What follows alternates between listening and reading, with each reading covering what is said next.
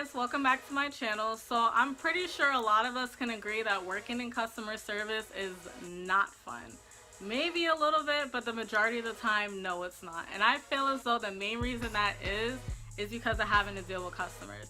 Now, don't get me wrong, there are some customers that to this day that I remember and I loved helping out.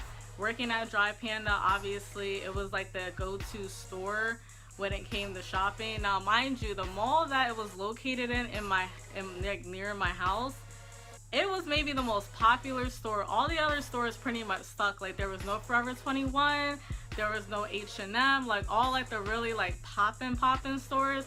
You would have to drive like half an hour just to get to, which to me doesn't make any type of sense. It is not fair whatsoever. So working at Dry Panda, I worked there for I would say about 2 years.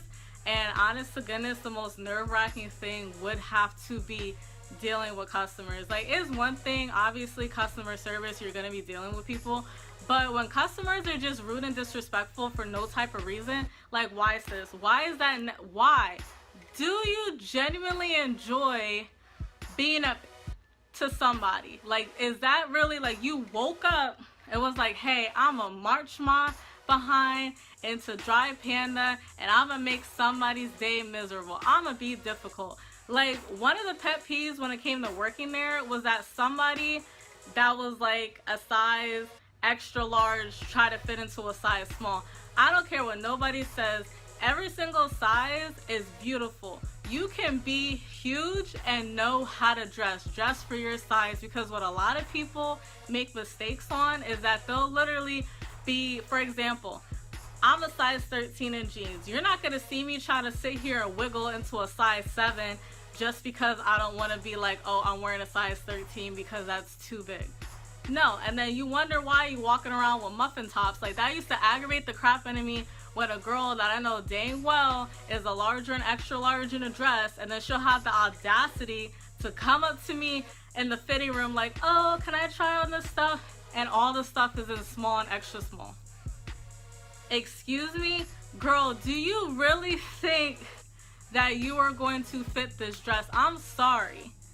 That's just not going to work. Like, I don't understand why so many people just love trying to squeeze into clothes that they do not know that they're going to fit. Like, sis, if you're my size, most likely you're not a small. It's a rare occasion where you're going to be a small. Mind you, I'm not the skinniest person in the world, but I know how to shop for my size.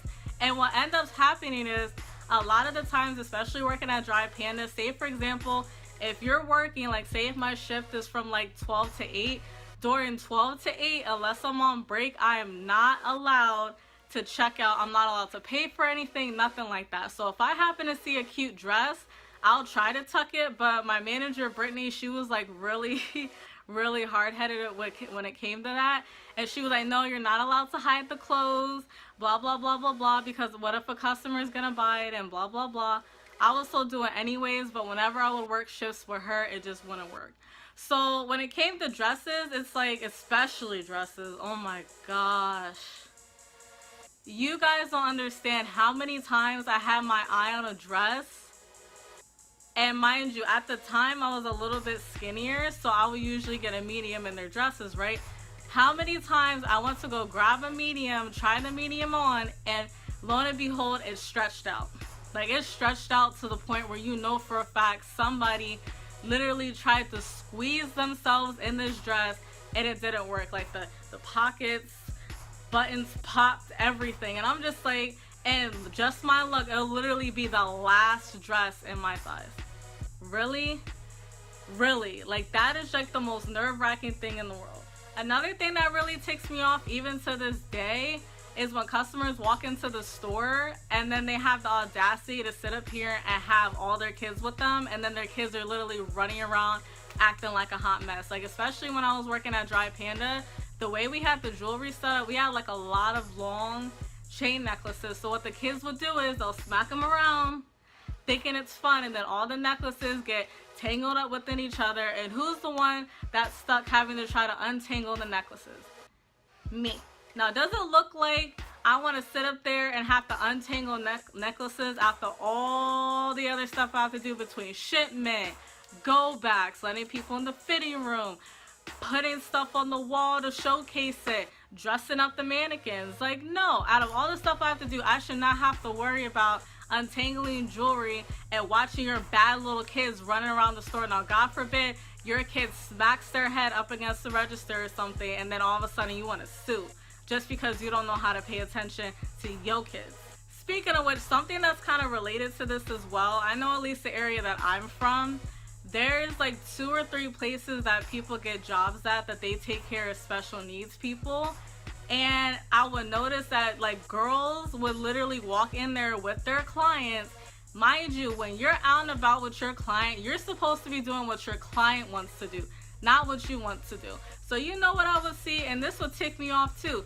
The girls would literally walk inside the store with their client, shop for themselves, and have the audacity to leave their client outside of the fitting room while they're in the fitting room socializing with their friends. So you're telling me you're gonna sit up here and get paid to go shopping while your client's literally just sitting there, standing there? Now mind you, some of them aren't in the best mental state, so you mean to tell me that anytime one of them could snap, something can trigger them, they could wander off, and then you're gonna sit up here and catch an attitude with me because all of a sudden you can't find your client? I'm sorry, last time I checked, I am a Drive Panda employee and I'm supposed to do everything that's in my job description. And what is not a part of my job description is watching your client and doing your job for you.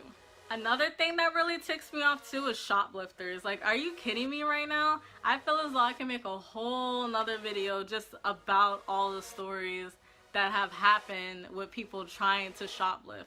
Like, why? Like, and especially it's funny because most of the time when I would catch people trying to steal, it'll be jewelry and panties. Now mind you, the way Drive Panda's pricing was set up, jewelry was never more than 10 bucks. And if it was more than 10 bucks, it was literally like a whole thick packet of earrings.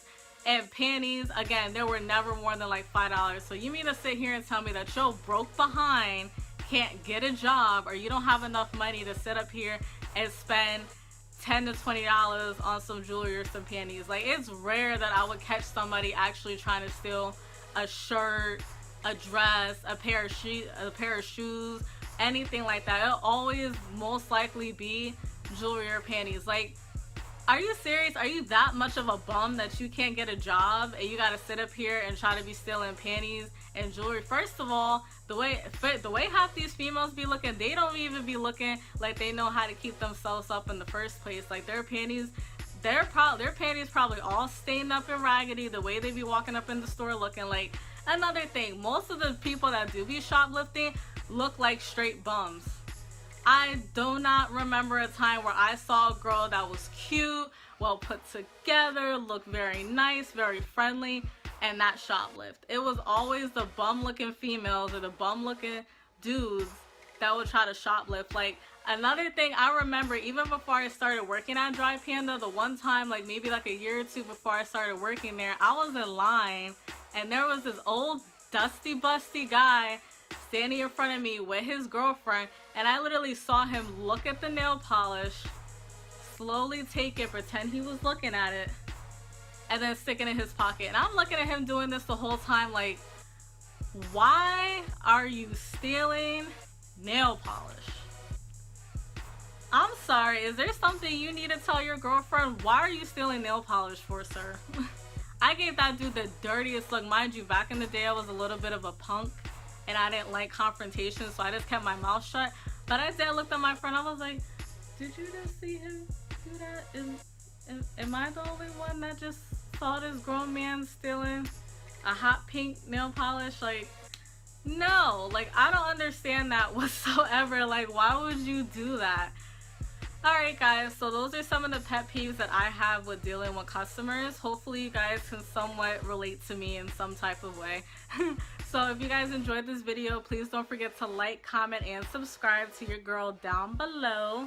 Please and thank you. I hope you guys enjoyed this video and have a great rest of your day.